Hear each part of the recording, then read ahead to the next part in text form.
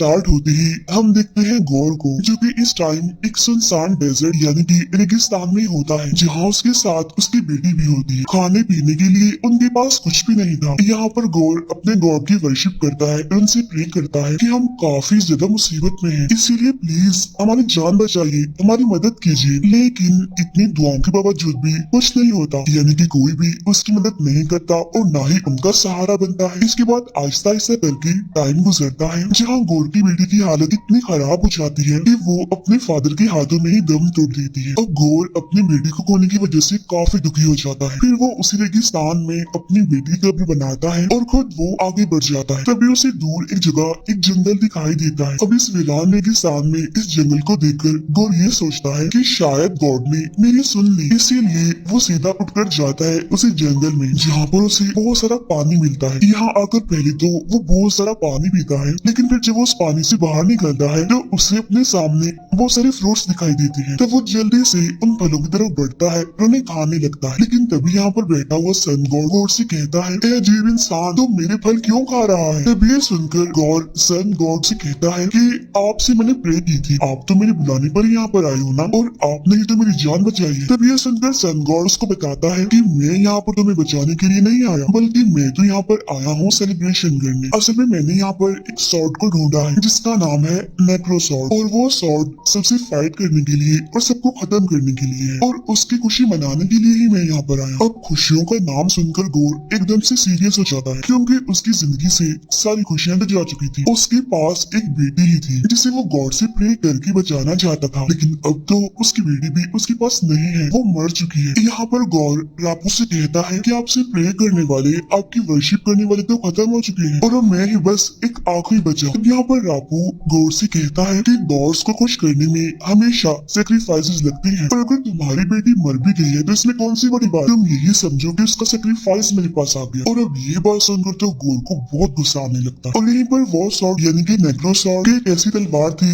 जिसे कि गॉड्स को खत्म करने के लिए बनाया गया था, वो चुपके से बड़े आराम से गौर के हाथ में आ जाती है। तलवार हासिल करने पर तो गौर वहीं पर ही रापू को मार देता है। साथ ही साथ वो यहाँ पर ये कसम भी खाता है कि आज से मैं सारे गॉड्स को जान से मार दूंगा, क्योंकि ये गॉड्स जिनकी हम वर्शिप करते हैं, जिनसे हम प्रे करते हैं, जिनको हम पुकारते हैं, ये तो इस काबिल नहीं है कि हम इनकी वर्शिप करें, तो इसीलिए मैं किसी गॉड को नहीं छोड़ूंगा। इसके बाद सीन शिफ्ट होकर जाता है कॉर्ग की तरफ, जो कि बच्चों को थोर की कहानी सुना रही थी कि कैसे थोर उन लोगों के लिए लड़ते हैं जो कि अपने लिए नहीं लड़ सकते। बचपन से ही थोर का मानना ये था कि बेसहारा लोगों की मदद करना ही मेरा असली मकसद है। जहाँ इसी दौरान उसकी मुलाकात हुई जेन फोस्टर से, लेकिन बहुत ही जल्द वो दोनों एक दूसरे से अलग अलग भी हो गए। जहाँ बाद में थोर के पेरेंट्स, उसके भाई और हर वो इंसान जो कि उससे प्यार करता था, वो सारे लोग या तो उससे बिछड़ गए या फिर मारे गए। लेकिन थोर की एक बात खास थी, और वो ये कि उसने दूसरों के लिए लड़ना बिल्कुल भी नहीं छोड़ा। इसके बाद थोर ने ज्वाइन किया गार्डियंस ऑफ द गैलेक्सी को, जहाँ उसने उनके साथ मिलकर बहुत सारी लड़ाइयाँ लड़ी, लेकिन हर टाइम उसके दिल में एक ही इंसान की याद थी, और वो थी जेन फोस्टर। अब इस तन्हाई में थोर इतना डूब चुका था कि उसने इंसानी दुनिया से खुद को दूर कर लिया, जहाँ बाद में उसने अकेले रहकर ही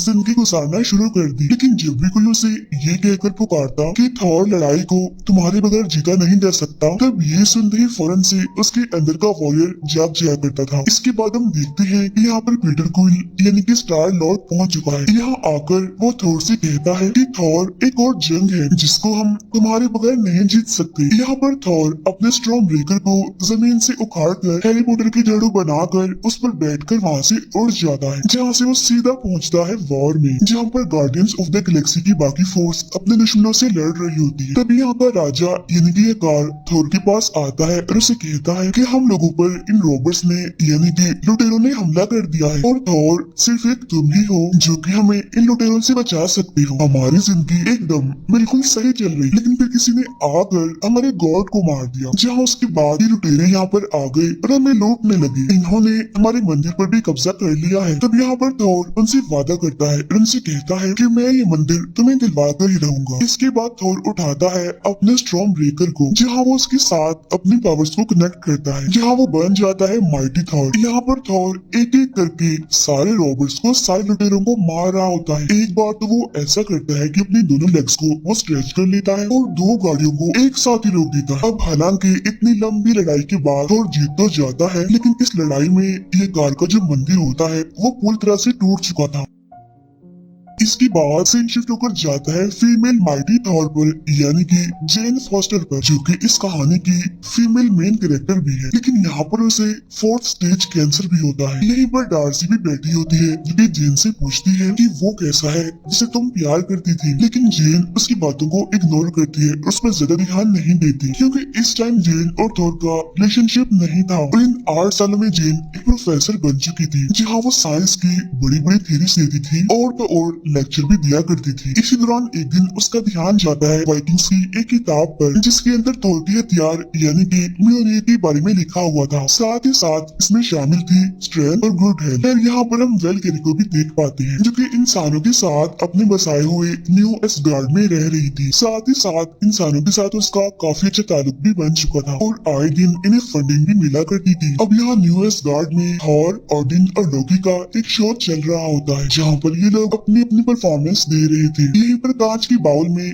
थॉर का वो पुराना हथियार यानी कि म्योनिर भी पड़ा हुआ था, लेकिन टूटा हुआ, यानी कि उसके टूटे हुए टुकड़े वहाँ पर पड़े हुए। लेकिन जैसे जेन वहाँ पर आती है वो सारे टुकड़े हिलने लगते हैं। ऐसा लग रहा था कि जैसे उनमें जान आ गई हो। उधर ये कार थॉर को 2 बकरे गिफ्ट देता है, क्योंकि थॉर ने उनकी जान बचाई थी, तो बदले में कुछ तो देना बनता ही था। इसके बाद ये सारे अपने शिप में आ जाते हैं, लेकिन पीटर जब अपने एडवांस कम्युनिकेशन को चेक करता है तो उन्हें पता चलता है कि बहुत सारी कंट्रीज को मदद की जरूरत है और हर कोई उन्हें यही मैसेज कर रहा है कि हमें मदद की जरूरत है। साथ ही साथ वो ये भी कह रहे थे कि हमारे गॉड्स को मार दिया गया है। तभी इस बीच थॉर की नजर सिर्फ पर पड़ती है, जो कि असल में थॉर की बेस्ट फ्रेंड थी। अब ये देखकर थॉर अपने बाकी साथियों से कहता है कि हमें सिर्फ और उसकी कंट्री के लोगों को बचाना होगा। तब ये सुनकर पीटर क्विल थॉर से कहता है कि और भी तो लोग हैं, और भी तो कंट्रीज हैं जिन्हें हमारी मदद की जरूरत है, तो क्यों ना हम अलग अलग जाकर उनकी मदद करें। तब उसकी बात सुनकर थॉर मान जाता है। इसके बाद थॉर स्ट्रॉम लेकर और अपने बेस्ट फ्रेंड कॉर को लेकर सीधा पहुंचता है सिफ के पास, जहां पहुंचकर वो देखते हैं कि फेलिकेरियन के गॉड फेलिका को किसी ने मार दिया है। यहाँ पर थॉर को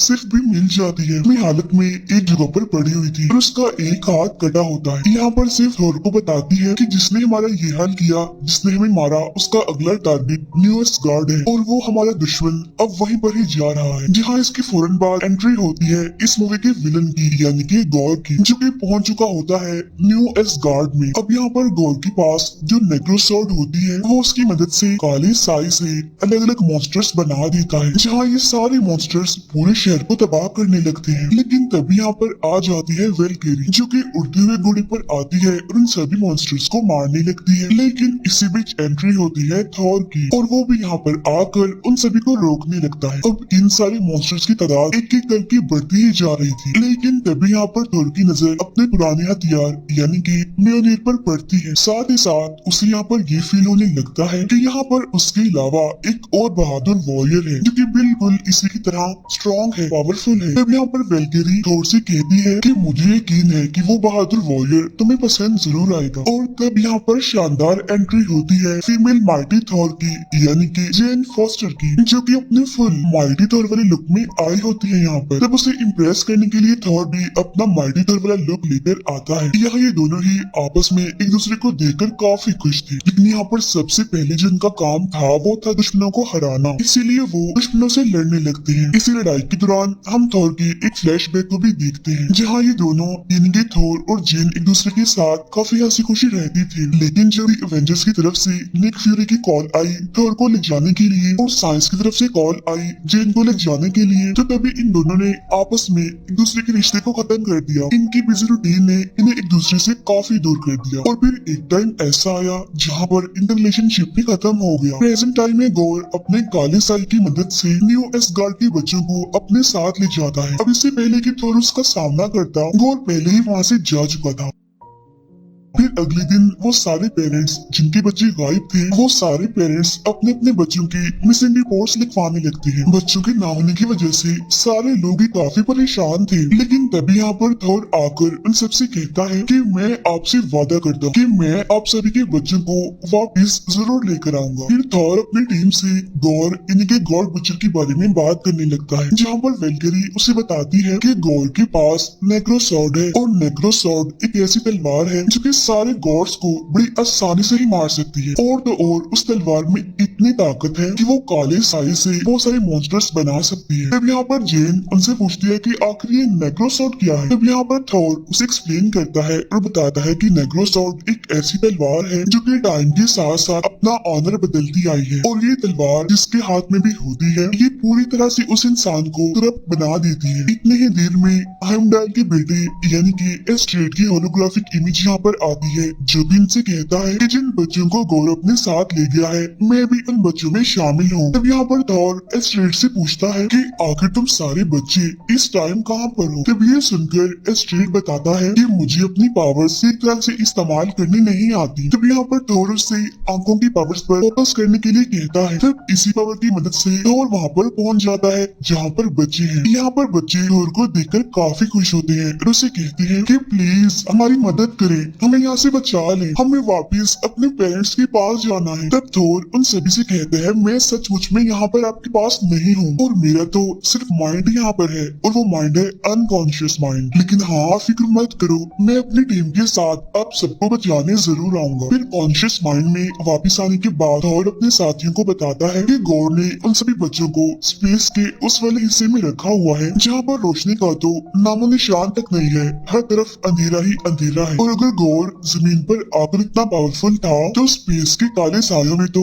उसकी ताकत और बढ़ जाए। तो इसी वजह से गॉड को हराने के लिए हमें एक टीम चाहिए जो कि काफी पावरफुल, काफी स्ट्रॉन्ग हो। और अब ये लोग अपनी टीम को बढ़ाने के लिए गॉड्स के महल में जा पहुंचते हैं, और ये महल जमीन पर नहीं होता बल्कि होता है दूर ऊपर आसमान में। यहाँ पर हम बहुत सारे गॉड्स को देखते हैं जैसे कि पत्थर के गॉड, मोम के गॉड, यहाँ तक कि फीलिंग्स के गॉड भी। और अब इन्हीं में एक और गॉड शामिल हो चुका था और वो था तूफानों का गॉड, और वो गॉड कोई और नहीं बल्कि थॉर था, यानी कि द गॉड ऑफ थंडर। अब ये लोग किसी तरह अपना भेष बदल कर अंदर पहुंच जाते हैं। तब यहाँ पर एंट्री होती है गॉड्स के गॉड की, यानी कि जियोस की, जो कि असल में होते हैं बिजली के गॉड। असल में आज इन सबकी एक मीटिंग बिठाई गई थी जहाँ पर इन्होंने कुछ अहम पॉइंट्स पर डिस्कस करना था, लेकिन वो जो पॉइंट्स थे, वो जो इश्यूज थे वो थोड़े फनी थे, जैसे कि नेक्स्ट फेयरवेल हम कहाँ पर रखेंगे, वहाँ पर कौन सी लड़कियां आएंगी और खाने पीने में क्या होगा। अब इन सारी बातों से थॉर को गुस्सा आने लगता है, इसीलिए वो खुद बीच में आ जाता है असली बात करने के लिए। जहाँ वो ज़्यूस से कहता है कि ज़्यूस बिजली के गॉड, मैं असल में यहाँ पर आया हूँ आपसे मदद मांगने के लिए, क्योंकि यूनिवर्स के सारे गॉड्स को मारा जा रहा है एक एक करके, और उसके पीछे हाथ है बुचर गॉड यानी कि गॉड का, और वो ऐसा इसीलिए कर पा रहा है क्योंकि उसके हाथ में है नेक्रोसॉर्ड, और वो जमीन के न्यूएस्ट गार्ड से बहुत सारे बच्चों को अपने साथ ले गया है स्पेस के अंधेरों में, जहाँ पर उसने उन बच्चों को प्रिजनर बनाकर रखा हुआ है। तो मैं उन बच्चों को बचाना चाहता हूँ, तो इसीलिए मुझे आपकी मदद चाहिए। तो यहाँ पर हमने करना ये है कि जितने भी यहाँ पर गॉड्स हैं हमने उन सबकी एक टीम बनानी है, जहाँ बाद में हमने गॉड से लड़ना है और गॉड बुचर यानी कि गॉड को मार देना है। तब थोर की ये बात ज़्यूस को बिल्कुल भी पसंद नहीं आती और उसे गुस्सा आ जाता है। तब खुद को दिखाने के लिए थोर यहाँ पर अपने कपड़े उतार देता है। तब ये देखकर ज़्यूस को यहाँ पर ये पता चल जाता है कि ये तो थॉर है जो कि आया है असल में एसगार्ड से। यहाँ ज़्यूस थॉर से कहता है कि एसगार्ड की प्रॉब्लम्स एसगार्ड वाले ही जाने, तो इसीलिए इस सारे सिलसिले में मैं तुम्हारी कोई भी मदद नहीं कर सकता था। तभी दूर बैठी वेलकेरी और जेन फॉस्टर ये सोचने लगती हैं कि ज़्यूस के हाथ में जो थंडरबोल्ट है अगर हमें वो मिल जाए तो हम बड़ी बहादुरी से गोल का सामना कर सकते हैं। तो इसी वजह से थंडरबोल्ट को हासिल करने के लिए इन सभी की फाइट यहाँ पर गॉड से हो जाती है, और यकीन मानिए ये फाइट इतनी कमाल की है कि मजा आ जाए, क्योंकि थॉर और उसकी टीम मिलकर सारे गॉड से लड़ रहे होते हैं। लेकिन तभी यहाँ पर ज़्यूस अपने थंडरबोल्ट से थॉर पर हमला करता है, लेकिन थॉर भी तो किसी से कम नहीं, आखिर वो भी तो गॉड ऑफ थंडर है, इसीलिए वो उस थंडरबोल्ट को पकड़ता है और उल्टा ही हमला ज़्यूस पर कर देता है, जिसकी वजह से ज़्यूस यहीं पर ही जख्मी हो जाता है। लेकिन इस फाइट में कॉर्ग की पूरी बॉडी भी डिस्ट्रॉय हो चुकी थी। लेकिन ये लोग बिल्कुल ठीक टाइम पर बुकरों की मदद से वहाँ से निकल जाते हैं। इसके बाद ये सारे लोग पूरी तरह से तैयार थे गौर के पास जाकर उसे लड़ने के लिए, लेकिन एक मुसीबत, वहाँ तक जाने का रास्ता काफी लंबा था और तो और उन रास्तों पर काफी अंधेरा भी था। तो तब यहाँ पर उन अंधेरे रास्तों पर रोशनी डालने का काम कर रहा था स्टॉर्म ब्रेकर। यहाँ पर थोर और जेन एक दूसरे के साथ काफी अच्छा टाइम गुजारते हैं। अब क्योंकि दोनों एक दूसरे से 8 साल से दूर थे और इनका रिलेशन भी नहीं था, इसी वजह से से वो अपनी अपनी गलतियों पर एक दूसरे से माफी मांगती है। यहाँ पर जेन ये भी बताना चाहती है कि मुझे 4th स्टेज कैंसर है, लेकिन वो ये बात थोर को नहीं बता पाती। उसके मुंह से ये बात निकलते निकलते रह जाती है और अब इनका ये शिप पहुंच जाता है गॉर के प्लेनेट पर, जहाँ पर सिर्फ और सिर्फ अंधेरा था और ये अंधेरा इतना पावरफुल था कि वो सारी रोशनी को ही खत्म कर देता है। और अब यहाँ पर थोड़ी देर के लिए हमें मूवी ब्लैक एंड व्हाइट दिखाई देती है। यहाँ पहुँचने के बावजूद भी इन्हें बच्चे कहीं पर भी दिखाई नहीं दे रहे थे, लेकिन तभी यहाँ पर जेन की नजर एक बच्चे की ड्राइंग पर जाती है और ये ड्राइंग होती है इटर्निटी की। और वहाँ तक पहुँचने के लिए एक दरवाजा खोलने की जरूरत थी और वो दरवाजा खुल सकता था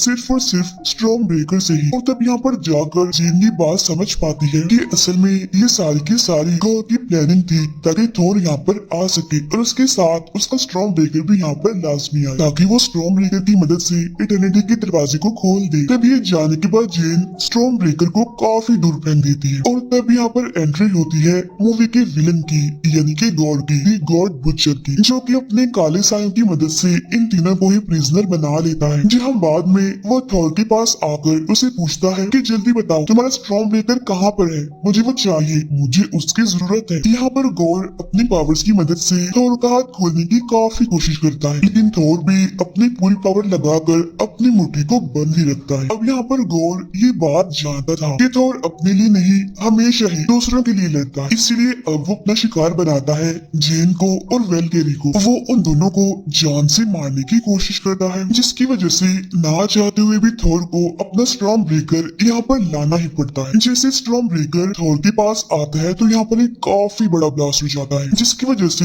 होता ही है कि वो तीनों ही कैद से आजाद हो जाते हैं। लेकिन तब यहाँ पर उन सभी के बीच फाइट होने लगती है। तब यहाँ पर थॉर अपने स्ट्रॉन्ग ब्रेकर की मदद से जमीन तक जाने का रास्ता खोलता है, लेकिन वहाँ जाने से पहले ही गॉड स्ट्रॉन्ग ब्रेकर को पकड़ लेता है और उसे छोड़ता ही नहीं। फिर जब भी लोग जमीन पर पहुँचते हैं तो थॉर को ये बात पता चलती है कि वो इनके स्ट्रॉन्ग ब्रेकर उसी के पास ही रह गया, इनके गॉड के पास। अब इस पूरी लड़ाई में जेन काफी जख्मी हो चुकी थी, इसीलिए फौरन उसे हॉस्पिटल लेकर जाया जाता है। तब यहाँ पर डॉक्टर से बातचीत करने पर थॉर को ये बात पता चलती है कि जेन को तो असल में 4th स्टेज कैंसर है, लेकिन जेन ने अभी तक की बात थॉर से छुपाई हुई थी और अभी तक जेन को जो पावर्स मिल रही थी, जो ताकतें मिल रही थी, वो सिर्फ और सिर्फ मियोनीर से ही मिल रही थी। हालांकि एक बार उठाने पर मियोनीर उसे ताकत तो देता था, लेकिन वो इसे और ज्यादा कैंसर की तरफ धकेलता ही जा रहा था। और अब अगर जेन ने एक और बार मियोनीर को उठाया तो वो मारी जाएगी, इसीलिए थॉर जेन के पास आता है और उसे कहता है कि जेन मेरी बात गौर से सुनो, तुमने जितना काम करना था ना कर लिया, अब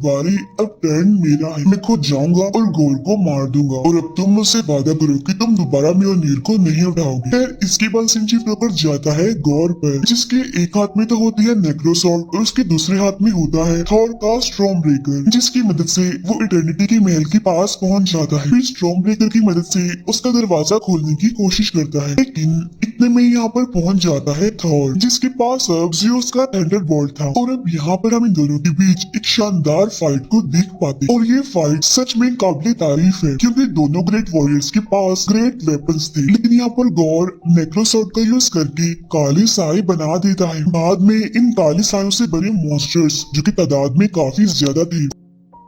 उधर दूसरी तरफ इटर्निटी का दरवाजा भी खुलने ही वाला था, जिसके खुलने पर गोर को इटर्निटी रिसीव होने वाली थी, यानी कि अगर कोई भी इंसान उसके सामने अपने विश को रखेगा तो उसकी विश पूरी हो जाएगी। अब जैसा कि गोर के नाम से जाहिर था, गौर द गॉड बुचर, यानी कि अगर उसे ये चांस मिलता कुछ भी मांगने का तो वो यकीनन गॉड्स का खात्मा ही मांगता। तो इसीलिए थॉर गॉर को रोकने के लिए वहाँ पर मौजूद बच्चों को कुछ देर के लिए अपने पावर्स दे देता है, जिससे होता ये है कि सारे बच्चे बदल जाते हैं थॉर में। तब यहाँ पर वो सारे बच्चे मिलकर सामना करते हैं उन्हीं काले मॉन्स्टर्स का, लेकिन वहाँ पर गॉड पे भारी पड़ रहा था, तो इसी वजह से अब उसे यहाँ पर बचाने के लिए पहुंच जाती है फीमेल माइटी थॉर, यानी कि जेन फॉस्टर, जिसके हाथ में मियोनीर होता है, जहाँ वो अपनी ताकत का इस्तेमाल करके एक ही वार से नेक्रोसॉर्ड के टुकड़े टुकड़े कर देती है। लेकिन थॉर को ये देखकर काफी बुरा लगता है, क्योंकि जेन के पास ये आखिरी चांस ही था और उसने मेरी यानी कि थॉर की मदद करने के लिए अपनी जान को कुर्बान कर दिया। इसके बाद वो जेन को अपनी गोद में लेता है और उसे कहता है कि फिक्र मत करो, सब कुछ बिल्कुल ठीक हो जाएगा। लेकिन इतने ही देर में इटर्निटी के पास गौर पहुंच जाता है और जब यहाँ पर गौर अपने लास्ट विश मांगने ही वाला होता है कि तभी यहाँ पर थोर आकर उसे कहता है कि सुनो मेरी बात, तुम चाहे कुछ भी कर लो, तुम्हें सुकून कहीं पर भी कभी भी नहीं मिल सकता। तब ये सुनकर गौर उसे पूछता है कि आखिर तुम ही बताओ तो सुकून फिर मुझे कहाँ मिलेगा। तब इसके जवाब में थोर कहता है कि लव यानी कि प्यार में सुकून तुम्हें प्यार में ही मिल सकता है, और वैसे भी अब तुम इटर्निटी से सारे गॉड्स का खात्मा मांगने वाले हो, यानी कि सारे गॉड्स मर जाए, उनमें मैं भी तो शामिल हूँ क्योंकि मैं भी तो एक गॉड ही हूँ ना, गॉड ऑफ थंडर। तो फिर मैं अपना आखिरी टाइम तुम जैसे इंसान के साथ ही क्यों गुजारूं? मैं ये टाइम गुजारूंगा अपने लव के साथ, अपने प्यार के साथ, यानी कि जेन के साथ। अब ये लफ्ज प्यार का नाम सुनकर गॉड को अपनी बेटी याद आने लगती है, इसलिए अब वो इटर्निटी से सारे गॉड्स का खात्मा नहीं मांगता बल्कि वो अपनी बेटी को मांगता है। जिसके बाद अगले ही सीन में उसकी बेटी उसके हाथों में ही होती है। लेकिन इतने टाइम से नेक्रोसोर्ड को यूज करने की वजह से अब गौर का भी आखिरी टाइम आ चुका था। लेकिन यहाँ पर गौर को इस बात की टेंशन थी कि आखिर उसकी बेटी का ख्याल कौन रखेगा, वो तो अकेले रह जाए। तब यहाँ पर थोर से कहते हैं कि मैं तुम्हारी बेटी का ख्याल रखूंगा। अब यहाँ एक तरफ थोर के हाथों में जेन मर जाती है तो यहीं पर गौर भी अपनी बेटी के हाथों में दम तोड़ देता है। यहाँ पर एस्ट्रेड स्टॉर्म ब्रेकर का यूज करके सारे बच्चों को आजाद कर देता है और उन्हें एस गार्ड ले आता है। अब क्योंकि सारे बच्चे एस गार्ड में आ चुके थे इसीलिए वेल्किरी यहाँ पर उन सभी को लड़ने की ट्रेनिंग दे रही होती है। अब यहाँ एंडिंग में हम दो पोस्ट क्रेडिट सीन देखते हैं, जहाँ एक में हम देखते हैं कि थॉर ने गौर की बेटी की पूरी जिम्मेदारी उठा ली है और अभी दोनों मिलकर उन सभी लोगों का साथ देती हैं जो कि बेसहारा थे और खुद अपनी मदद नहीं कर सकते थे। दूसरे पोस्ट क्रेडिट सीन में हम देखते हैं कि आसमान के महल में जहाँ पर ज़्यूस इंजर्ड था वो अपने बाकी सभी साथियों से कहता है कि अब थॉर का आखिरी टाइम आ चुका है क्योंकि उसे बदला लेने के लिए मेरा बेटा आएगा, यानी कि हरक्यूलिस। अब इसे इंटरेस्टिंग से सस्पेंस के साथ ही ये मूवी यहीं पर एंड हो जाती है। Thank you for watching.